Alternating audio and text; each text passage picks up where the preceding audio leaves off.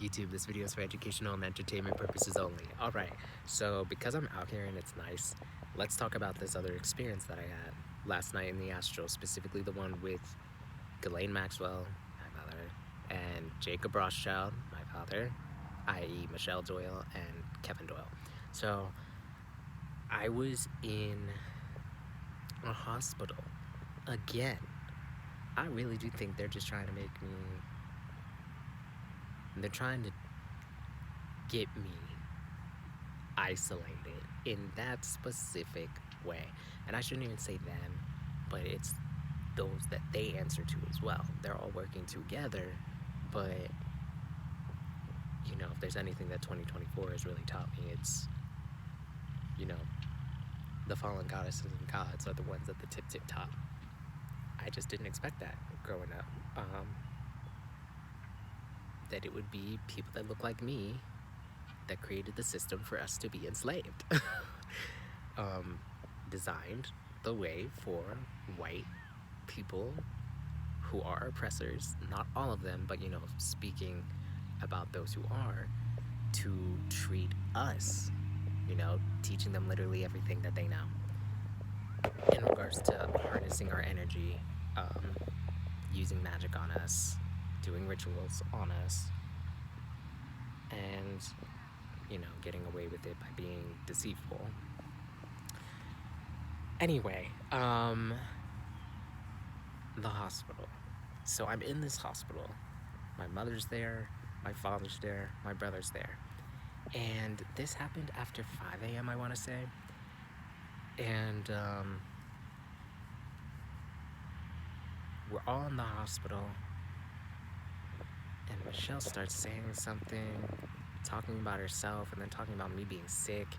And then I start getting upset, saying, you know, oh, you know, I was talking to my bro and being like, bro, like, I told you from the beginning, like, this is what they've been trying to do, and don't you see?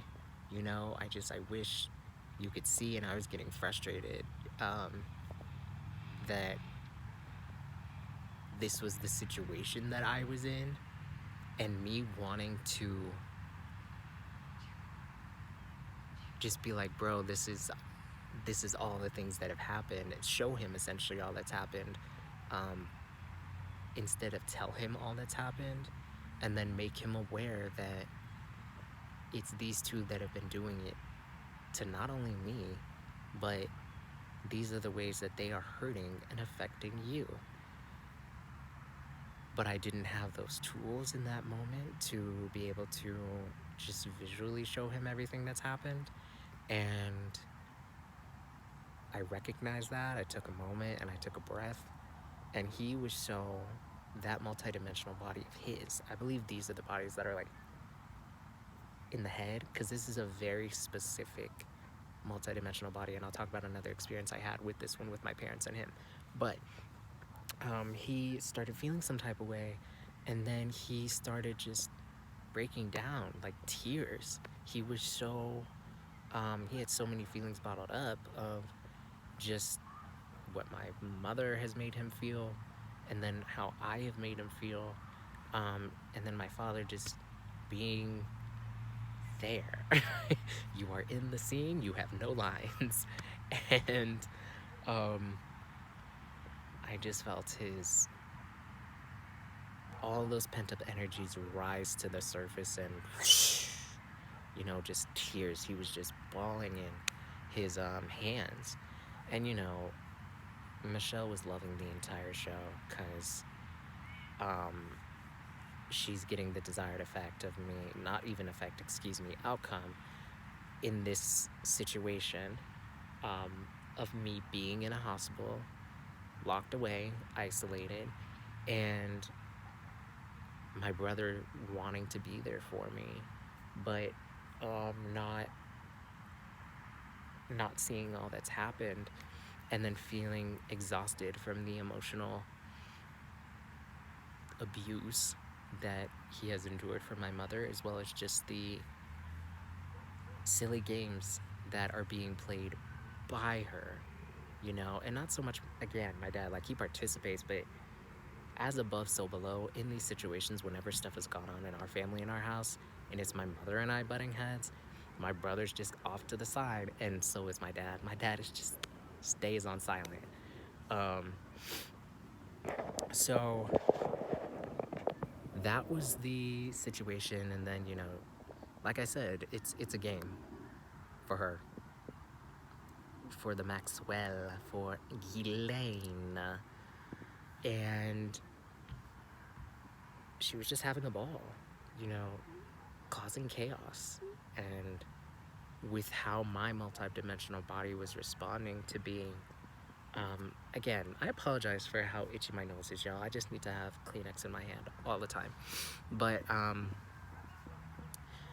she was having a ball with, and taking so much enjoyment in me being upset about the situation, and being, you know, the desired effect and outcome of me being left in the hospital, and being isolated, and not being able to show my brother all that has happened to me, as well as all that has happened to him, and all that we are experiencing, not only in the physical but in the spiritual. Knowing that I don't have the tools yet, my Kundalini hasn't reached that high. It will eventually, and so will his, so will all of ours. But for last night in the astrals, it hasn't. So that was, you know, just how I was responding, and where I was, and her, like I said, just taking complete and utter enjoyment in the chaos and torment that was being done to the two of us. Yeah, and then the situation pretty much ended, and there were people, you know, in the hospital, like, walking back and forth, and but before I, like, popped off, there were a couple other people there, because she started by saying something to me, and then I said something back, and then she said something, and then I said something back, and then one of the people, one of these, you know, 60 beings that were just there for the trip, you know, said something like, bottom line, they didn't phrase it this way, but in their own way, you're in the wrong, and you should think about what you did. Your mother's just trying to support you. And it's like, I just have to remember, you know, all these people in these situations do not want the best for me. And I can't even take it personal. It's just the fact that I am not aligned with Zeus, the devil. And because of that, and being connected still to Source, I'm a threat to this whole illusion and operation. So are you. So is my brother. So is my best friend. Both. East Coast, West Coast, you name it. And every other goddess and god that I come in contact with that, again, is not aligned with Zeus. A threat to this illusion. Energy battery to this illusion. About to break away and no longer be an energy battery living and existing in this illusion. All about to end. So I can't allow myself to get, you know, down in the dumps or whatever about that, because it's how they're moving, and that's why they know it's endgame. But that was, you know, the situation, you know, so a hospital can. And that happened on June 3rd. So we'll see how many more instances I have with being in a hospital and my brother being there and my father being there, or it just being one of them, or just, you know, my mother and I. Who knows? But that was the whole situation. I did want to document it because I got up and I just wanted to give my brother a hug, you know. Even with all of this BS that's going on in the astrals and here, there has been times where we've had experiences in the astrals, the four of us, again, and Elaine's trying to get some energy from us, or make me feel bad, make him feel bad. But even with him not knowing any of this stuff, that version of him, when I have retorted something back to her from a place of, let's say, fight or flight, and then she says something back, and then I take a breath, and I retort something back from my heart chakra, from a place of groundedness, and she's disarmed, and then we'll say something back, and then my brother will say something from his, heart chakra, from his groundedness, from his steady mind. And then she gets up and leaves the room, frustrated, irritated, upset, suppressing so much anger because the outcome did not go as planned for the fantasy that she had in her mind. Wanting to get whatever, whether it be our energy to make us feel some type of way, make us feel confused, separate us more in the astrals than she has tried to separate us here in the physical. Whatever it is, I'm not gonna state what it is because you know what it is, but I'm just giving some options. That part of him is still aware and aligned enough that he is choosing not only himself, but, me in that situation. And that's happened on more than one occasion, so that made me feel good, thinking about that moment. At the same time, it's like, when I got up, I just wanted to give him a hug, but I know everything is happening the way that it needs to happen for us to get out of this illusion. Like I said, if we gotta go through some hardship, then we gotta go through some hardship, but it's not gonna be hardship for the rest of the entire year. It's not gonna be hardship till June of 2025. No, we are gonna have to fight to get out of this matrix, that's for damn sure. And that's by pulling away, being peaceful, and when the time is right, yeah, resistance will be formed. But until then,